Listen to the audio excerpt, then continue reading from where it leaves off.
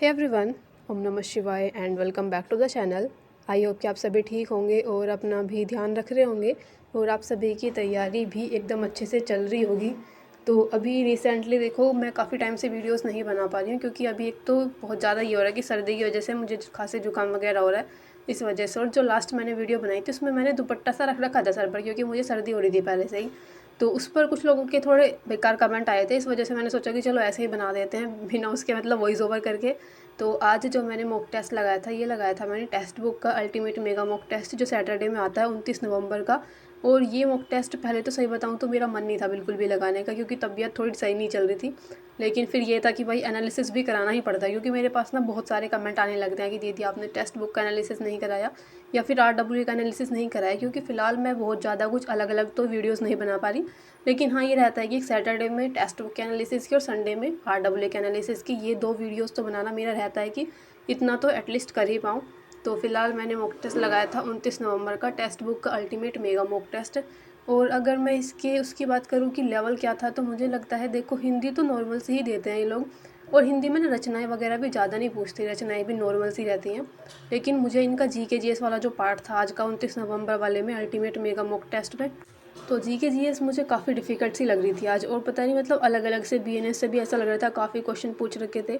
और जो पॉलिटी वाला पार्ट था शायद वो कम था, और GK GS में तो स्कोर कम ही आया है मेरा आज भी। क्योंकि एक तो पता नहीं लेवल ही मुझे ऐसा लगता है कि अलग से ही पूछ लेते हैं कभी कभी तो ये लोग, बहुत क्वेश्चन अलग टाइप से के। और रीजनिंग की बात करूँ तो रीजनिंग नॉर्मल सी लग रही थी, लेकिन रीजनिंग में मुझे जो कुछ ऐसी सीरीज़ बन रही थी, कुछ ऐसी चीज़ें बन रही थी जिसमें से 2-3 क्वेश्चन तो मेरे हुए नहीं थे। लास्ट में मुझे कुछ क्वेश्चन अनअडैप्टिव छोड़ने पड़े थे, क्योंकि तो मतलब मेरा मन नहीं था बिल्कुल ये मॉक टेस्ट लगाने का, तबीयत सही नहीं थी क्योंकि। तो मैंने किया था, लेकिन कुछ क्वेश्चन मेरे अनअटेम्प्ट रह गए थे और मैंने टाइम से पहले ही सबमिट कर दिया था। उसमें बात करूँ तो एक तो रीजनिंग में जो 2-4 क्वेश्चन GK GS वाले डाल देते हैं, उसकी गलतियाँ हो जाती हैं, वो क्वेश्चन ज़्यादातर बनते ही नहीं हैं। बाकी तो ठीक सी थी रीजनिंग। और मैथ की बात करूँ तो मैथ देखो ठीक था, आसान ही था, ठीक था, मतलब बहुत ज़्यादा ना आसान, बहुत ज़्यादा ना डिफ़िकल्ट। और मैथ के अंदर भी काफ़ी रीजनिंग के क्वेश्चन आते हैं, हाँ, क्योंकि 2021 के अंदर बहुत सारे क्वेश्चन आए थे मैथ के अंदर रीजनिंग वाले पार्ट के, तो इसलिए इन्होंने भी मैथ में रीजनिंग के क्वेश्चन रख रखे थे अच्छे खासे। तो मैथ भी सही था। कुछ क्वेश्चन थे शायद, जो एक नया सा क्वेश्चन मुझे लग रहा था, एक वो था समकोण त्रिभुज में उसके अंदर जो वर्ग वर्ग बनेगा उसका क्षेत्रफल क्या होगा, शायद वो क्वेश्चन था एक जो मेरा नहीं बन पा रहा था, क्योंकि मेरे ना उसकी भुजा नहीं निकल पा रही थी। उसकी भुजा कैसे निकलेगी, तो ये क्वेश्चन मेरा नहीं बना था। और भी ऐसे कुछ क्वेश्चन थे, कुछ क्वेश्चन मुझे लास्ट में अनअटेम्प्ट छोड़ने पड़े। लेकिन टेक्स्ट बुक पर जब आप सभी ने इतने सारे मॉक टेस्ट लगाए होंगे तो आपने एक चीज़ देखी होगी, जो अल्टीमेट मेगा मॉक टेस्ट है इसमें परसेंटाइल कम ही होती जा रही है, मतलब डिक्रीज़ ही होती जा रही है परसेंटाइल। पता नहीं क्यों हो रहा है ऐसा। एक तो मुझे लगता है ये फ्री मॉक टेस्ट है, तो बहुत सारे लोग इसको अटैम्प्ट करते होंगे, जिन लोगों ने कुछ परचेज़ नहीं कर रखा, या जैसे कोई मॉक टेस्ट नहीं ले रखे, कुछ भी परचेज़ नहीं कर रखा, पास वगैरह, उन लोगों के पास भी इसका एक्सेस रहता होगा। तो फिलहाल अगर आप टेक्स्ट बुक पर मॉक टेस्ट लगाना चाहते हो तो मैं लिंक जो है वीडियो के डिस्क्रिप्शन बॉक्स में लगा दूँ, तो वहाँ से जाकर आप टेक्स्ट बुक पर जो अल्टीमेट मेगा मॉक टेस्ट या बाकी जितने भी मॉक टेस्ट हैं उनका एक्सेस पा सकते हो। और AY12 कोड जो है, कूपन कोड यूज़ कर लेना, आपको डिस्काउंट मिल जाएगा AY12। बाकी जो मैंने पिन भी कर दिया है, पिन कमेंट में लगा दिया, वहाँ से जाकर आप टेक्स्ट बुक पर परचेज़ कर सकते हो। क्योंकि फ्री मॉक टेस्ट तो थोड़े बहुत ही मिलते हैं टेक्स्ट बुक पर, ज़्यादातर जो होते हैं परचेज़ करने पड़ते हैं, या तो आपको पास लेना पड़ता है या पास प्रो लेना पड़ता है। चलो खैर, फिलहाल हम बात कर रहे थे एनालिसिस की।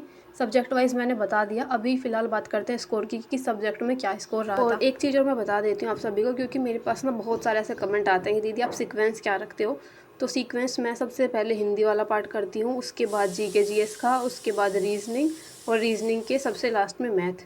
ताकि मेरी कोशिश ये रहती है हिंदी, GK GS और रीजनिंग में से जितना भी टाइम एक्स्ट्रा बच जाए वो मैथ वाले पार्ट में लग जाएगा, इसलिए मैथ को सबसे लास्ट वाले टाइम में करती हूँ मैं।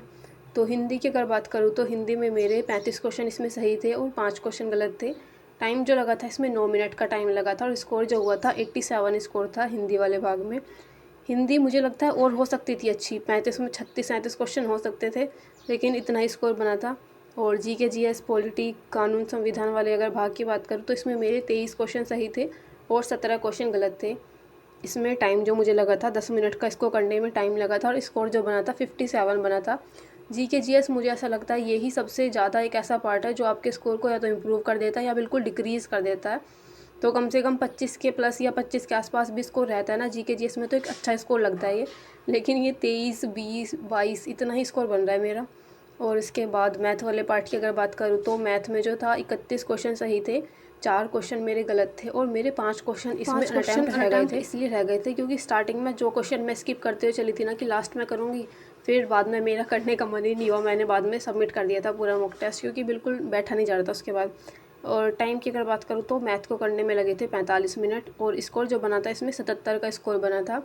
लास्ट पार्ट बचता है जो कि है रीजनिंग वाला पार्ट। रीजनिंग में 31 क्वेश्चन सही थे और 5 क्वेश्चन गलत थे। रीजनिंग के अंदर भी कुछ क्वेश्चन अनअटेम्प्ट रह गए थे, जैसे रीजनिंग में मेरे 4 क्वेश्चन अनअटेम्प्ट थे। मैं सभी का स्क्रीनशॉट इधर साइड में लगा दूंगी ताकि आप लोगों को सही से पता चल पाए कि किस में कितना टाइम लगा था। और रीजनिंग में अगर टाइम की बात करूँ तो रीजनिंग में 37 मिनट लगे थे। मुझे लगता है आज रीजनिंग में भी ना ज़्यादा टाइम लग गया और शायद आज रीजनिंग थोड़ी सी और दिन के मुकाबले थोड़ी सी डिफ़िकल्ट लग रही थी, रीजनिंग करने में टाइम लग रहा था। तो रीजनिंग में 37 मिनट लगे थे और स्कोर जो बना था रीजनिंग में भी 77 का स्कोर बना था।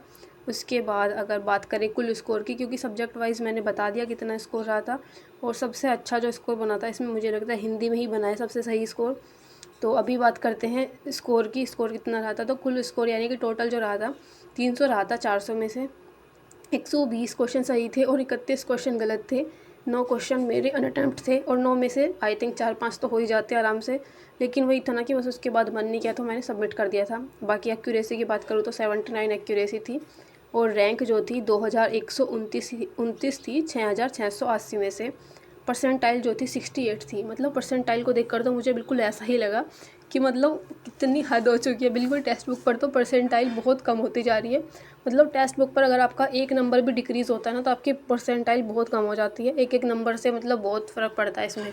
और ये वाला जो मॉक टेस्ट मैंने लगाया था 29 नवंबर का, इसमें मैंने OMR फिल नहीं की थी क्योंकि मैंने आप सभी को बताया तबीयत मेरी वैसे ही ठीक नहीं थी और मेरा मन भी नहीं था सही में ये वाला मॉक टेस्ट शुरू में लगाने का, पर लगा लिया था कि क्योंकि मतलब 2 मॉक टेस्ट एटलीस्ट रहने ही चाहिए एक वीक के अंदर, एक सैटरडे वाला और एक संडे का RWA वाला मॉक टेस्ट।